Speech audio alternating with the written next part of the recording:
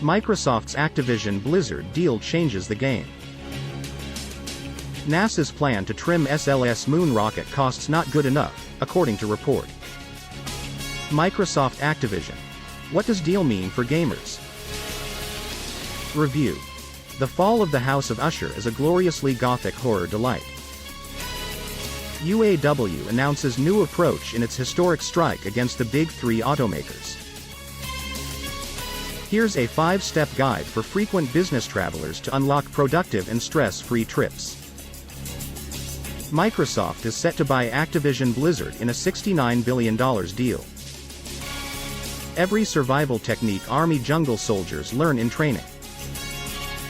Why Harvard shouldn't cave to CEOs and share the names of students who signed a letter blaming Israel for Hamas attacks.